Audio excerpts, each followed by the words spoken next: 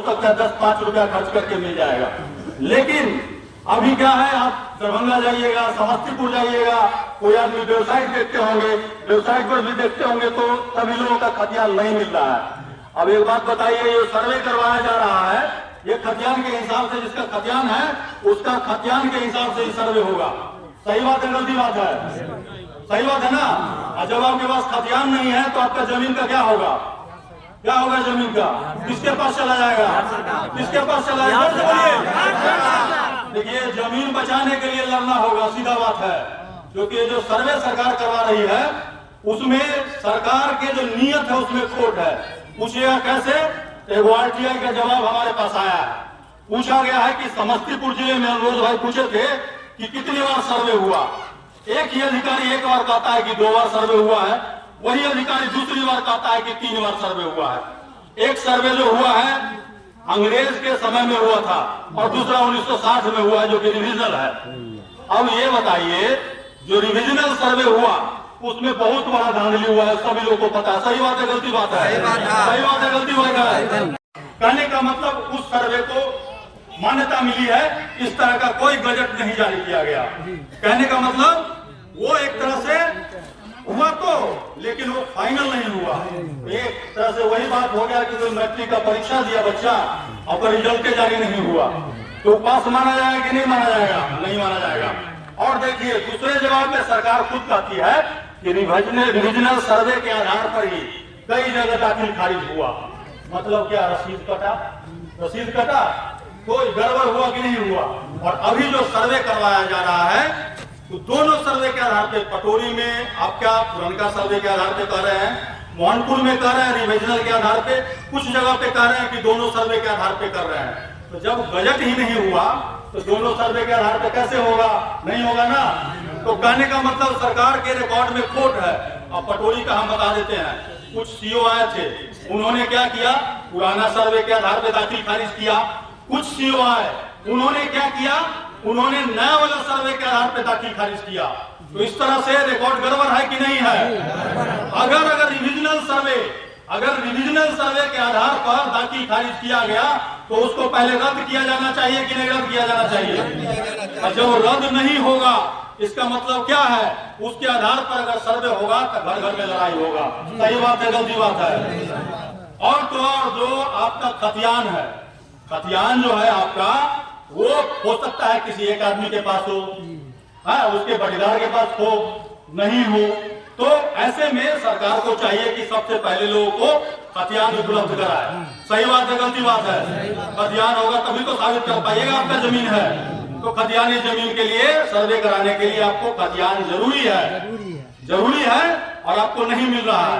और तो और सुप्रीम कोर्ट का गाइडलाइन है, क्या है कि आधार उसी जगह पे आपसे लिया जाएगा जहां पर आप सरकारी सुविधा का लाभ लेते हैं।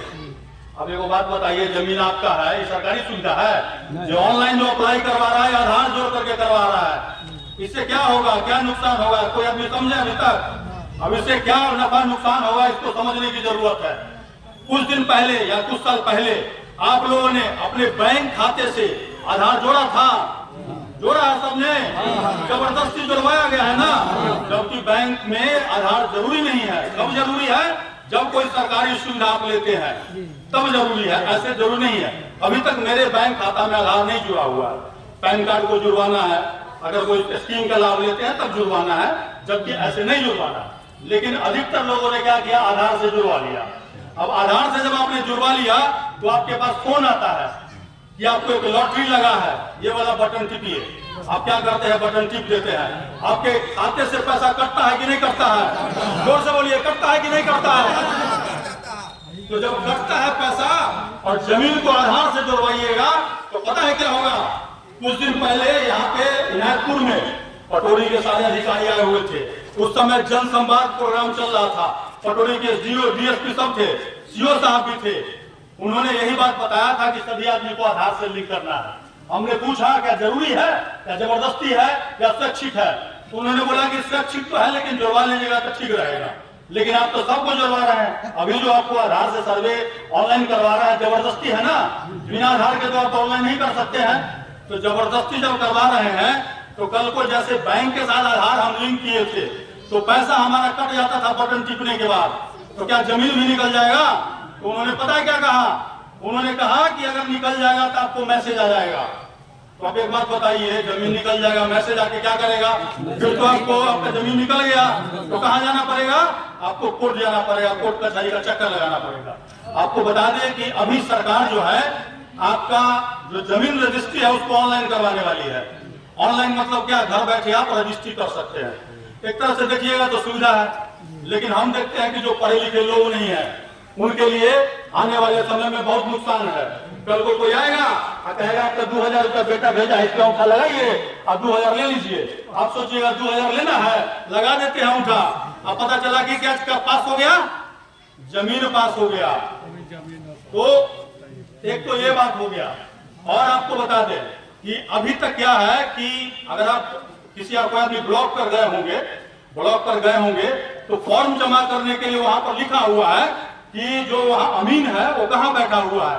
आपके मौजा में, मतलब आपके गांव में बैठा हुआ है। आपके गांव में आया है अमीन कागज लेने के लिए? फॉर्म लेने के लिए कोई कैंप लग रहा है? नहीं लग रहा है ना? तो ये काम किसका है? मुखिया जी का काम है कि नहीं है? तो मुखिया जी क्यों नहीं बैठवाते हैं? उनको बैठवाना चाहिए ना। इसीलिए आपको वहां पे नहीं आता है आपके गांव में। और ये बताइए, कल को आप ऑनलाइन फॉर्म, ऑफलाइन फॉर्म भर करके दे दीजिएगा।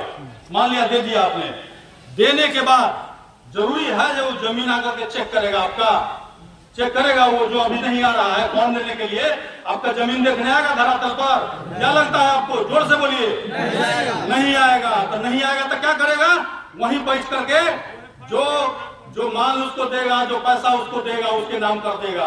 सही बात है, गलती बात है? आप एक बात बताइए, 2000 रुपया में राशन कार्ड बनता है कि नहीं बनता है? जबकि कैसे बनना चाहिए? फ्री में बनना चाहिए। फ्री में बनना चाहिए ना। इंदिरा आवास में पैसा लगता है कि नहीं लगता है? कैसे मिलना चाहिए? तो फ्री में मिलना चाहिए। तो आप जब जहाँ जमीन लाखों करोड़ रुपया का बात है तो आपको लगता है आसानी से आपको हो जाएगा? नहीं होगा। तो हम आप लोगों को इसलिए यहाँ बुलाए हैं क्योंकि हमारा एक एनजीओ है। पिछले बार हमने सहारा इंडिया पूरे देश में भंडाफोड़ किया, पैसा जमा कराना लोगों ने बंद किया, सभी लोगों ने सपोर्ट किया, पूरे देश में लोगों ने सपोर्ट किया, गांव के लोगों ने साथ दिया, तब जाकर के बंद हुआ। पैसा मिलने की लड़ाई है, उसके लिए लंबा लड़ाई चलेगा, ये हम पहले ही बताए थे और अभी भी हम लड़ रहे हैं, पीछे नहीं हटे हैं। और तो और मजबूर कर दिया सरकार को बोलने के लिए, सरकार को बोलना पड़ा। अमित शाह कई बार बोला, इलेक्शन में बोला। अब सवाल है जो जमीन सर्वे है उसका, इसमें सबसे पहले हमने जो सोचा है, सरकार से हमारा क्या मांग होना चाहिए कि हमारा खतियान उपलब्ध कराया जाए। सही बात है, गलती बात है? आपको अगर खतियान मिल जाता है, सरकार अपना रिकॉर्ड अपडेट कर लेता है, उसके बाद ना आप हमारा कागज चेक कीजिएगा। जब आपके पास अपने कागज नहीं है तो हमारा कैसे चेक कीजिएगा, ये बताइए। और तो और उसके बाद अगर खाता अपडेट कर देता है, वो खतियान जारी कर देता है कि भाई सभी आदमी का खतियान ये है, आप आकर के ले लीजिए, चाहे ऑनलाइन कर दे चाहे ऑफलाइन कर दे। उसके बाद हमको 1 साल का समय चाहिए। 1 साल का समय चाहिए उस कागज को इकट्ठा करने के लिए, क्योंकि आप में से बहुत सारे लोग ऐसे हैं, कोई सऊदी में रहता है, कोई दिल्ली में रहता है, कोई मुंबई में रहता है, कोई पंजाब में रहता है। सही बात है, गलती बात है? सही बात है ना? क्योंकि एक दिन का प्रोसेस नहीं है। भले ही सरकार कहे कि 1 साल का प्रोसेस है, लेकिन हम कहते हैं कि 1 साल का प्रोसेस नहीं है। पूछिए कैसे? अब बताइए, 1 साल में चौड़ में से पानी निकल जाएगा? नहीं निकलेगा। तो समय तो लगेगा। तो समय लगेगा तो भैया हमको भी तो तुम समय दो। हम जो सर्वे हो रहा है उसका विरोध नहीं करते हैं, लेकिन सर्वे सही तरीके से करो। अगर सरकार के मन में बेईमानी नहीं है तो सर्वे ठीक से करो। पहले अपना जो रिकॉर्ड है उसको अपडेट करो, अपना रिकॉर्ड को सही करो। उसके बाद हमारा जो पेपर है वो हमको दो, उसके बाद हमसे भरवाओ। सही बात है, गलती बात है? अभी बताइए, आप लोग हाथ खड़ा करके बताइए, क्या इस मांग को सरकार तक पहुंचना चाहिए कि नहीं पहुंचना चाहिए? एक बार हाथ खड़ा करके बताइए, तो लोग पहुंचना चाहिए कि नहीं पहुंचना चाहिए? इस बात का सभी लोग समर्थन करते हैं कि नहीं करते हैं? तो बस हम कोशिश करेंगे, आप लोग में जो लोग चाहे आकर के बोल सकते इस मामले पर कुछ सुझाव, क्योंकि बहुत सारा जो है पॉइंट हमने बनाया है जो कि आप लोगों के माध्यम से प्राप्त हुआ है।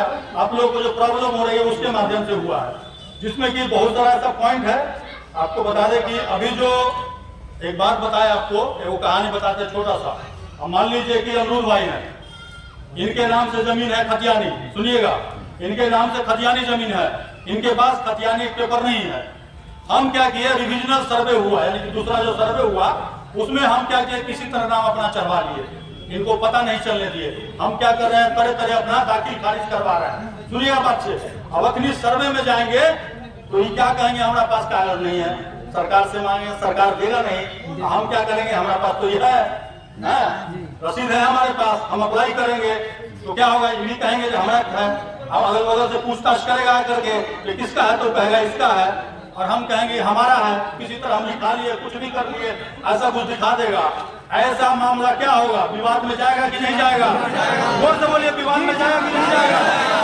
अब विवाद में जब जाएगा तो क्या होगा, आपको चक्कर लगाना पड़ेगा।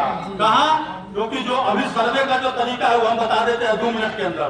सबसे पहले आप अप्लाई कीजिएगा, अप्लाई करने के बाद धरातल पर आकर के चेक करेगा आपका किसका जमीन है।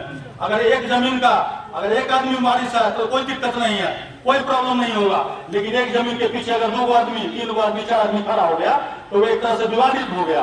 उसके लिए क्या करेगा, वो पूछताछ करेगा अगल बगल से।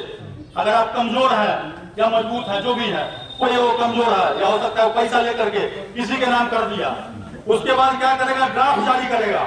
ड्राफ्ट जारी करेगा और ड्राफ्ट को प्रकाशित करेगा, ये वाला जमीन है नाम से, वहीं पे वेबसाइट पे आ जाएगा आपका, चेक कीजिएगा। अब उसमें क्या है, आपको आपत्ति और सुझाव मांगा जाएगा। तो आप आपत्ति सुझाव के लिए वहां अधिकारी बैठेगा, वहां पे आप लाइन लगाइएगा, लाइन लगाइएगा, आपके मामले का सुनवाई होगा। हो सकता है पढ़े लिखे नहीं होइएगा तो किसी दलाल के चंगुल में फंसिएगा, वकील को पकड़िएगा। अब एक जगह बात बताते हैं, सिंपल सा बात बताते हैं, अनुमंडल में जीओ साहब बैठते हैं कि नहीं बैठते हैं? और सभी लोगों से जो आप अपना जो दे रहे हैं वंशावली, उसाला कागज पर बना करके देना है, वहीं से शपथ पत्र लोग बना रहे हैं, जबकि सरकार के अनुसार एक्ट में लिखा हुआ है इसका प्रचार प्रसार करना है। कहीं पर आप बोर्ड लगा हुआ देखे हैं कि सारा कागज पर देना है, नहीं न दिया है। तो ये किसका काम था, जियो का काम था, भाई सब जगह होली उंगली लगाते, पोस्टर लगाते कि भाई आपको सीधे सारा कागज पर देना है, केकरो से नहीं बनवाना है, सरपंच से नहीं बनवाना। ये सब तो किसी ने नहीं बताया, तो लोग परेशान हो रहे हैं ना। जबकि सरकार ने जो प्रक्रिया बनाया काफी सिंपल बनाया, आपको भी कागज भी नहीं मांग रहा है, फॉर्म जो है उसको भर करके सीधे अपलोड कर देना है, कागज अभी नहीं देना है। कागज आएगा तो चेक करेगा, लोग कागज के लिए परेशान हो रहा है, लेकिन कागज आपके पास होना चाहिए। तो एक तो ये हो गया, आपको वो जो ड्राफ्ट जो जारी हो गया, ड्राफ्ट होने के बाद आप आपत्ति सुझाव देंगे, उसका जो अधिकारी बैठा होगा वो तय कर देगा ये इनके नाम से जमीन है। सुनिएगा, फाइनल पब्लिकेशन उसके बाद हो जाएगा। फाइनल पब्लिकेशन मतलब क्या, इस सर्वे के अनुसार से इनका जमीन हो गया। अब अगर इनका जमीन नहीं है, आपका जमीन है, तो आपको कहाँ जाना पड़ेगा, कहाँ जाना पड़ेगा, कोर्ट जाना पड़ेगा। तो विवाद शुरू हो गया कि नहीं हो गया?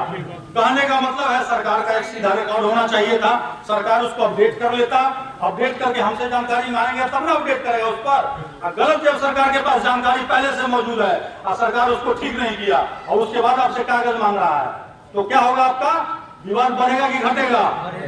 इसीलिए हम लोग जो सोचे हैं, जो आपको बताया कि कम से कम आपका जो पेपर है पहले मिलना चाहिए, उसके बाद कम से कम 1 साल का समय मिलना चाहिए लोगों को, ताकि लोग अपना दाखिल खारिज कर सके। इसके बाद आप में से कोई आदमी अन्य कोई समस्या है तो आकर के बता सकते हैं।